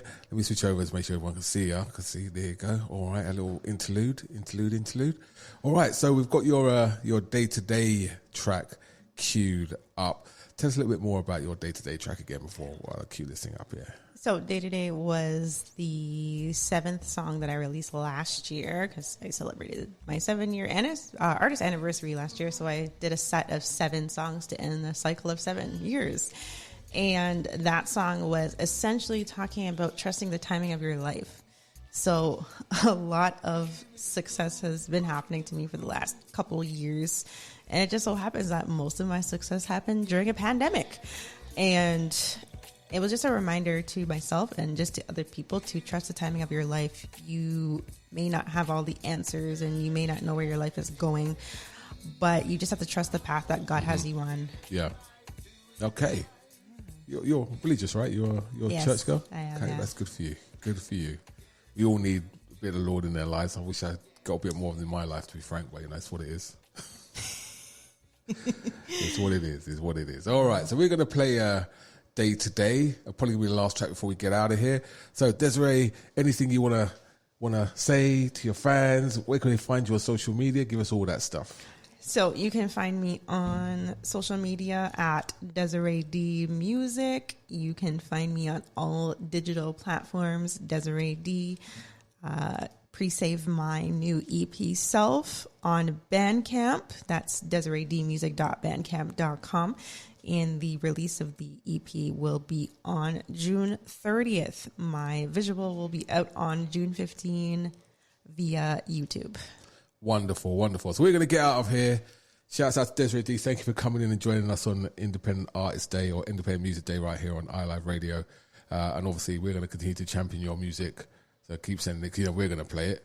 and we're going to send it overseas, and they're going to play it. That's what happens, right? So it's about trying to amass enough listenership so we can start getting careers for these artists in this country moving. All right, this is a last track from us, Day to Day. I will see you on Thursday for the iChart show. Brand new number 1 this week. Telling you, man, it's fire. All right, I'm out. This is DJ Sessions. Up next, we have the Foundation show. But don't forget you'll be able to catch this show on a podcast later on today over on Spotify and TuneIn and Apple Music. All right, catch you later.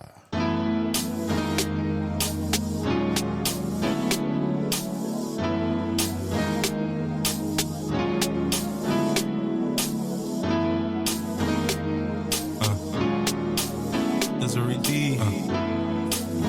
You know. It's only us. Everyday life comes for me. I so fight to be worthy of this platform God gave me. The same one y'all be aiming for. On my back just like Atlas. Where I'm at, I need an atlas. The spotlight seems so attractive, but for real, you've never been here before. How to deal with the sun on the deal. How to cope with the money for the meal. Who to pay, so should be running late. Take a minute, meditate, eat, pray. Just like that, oh, it's okay. You ain't got all the answers today. What you got's too big for your plate.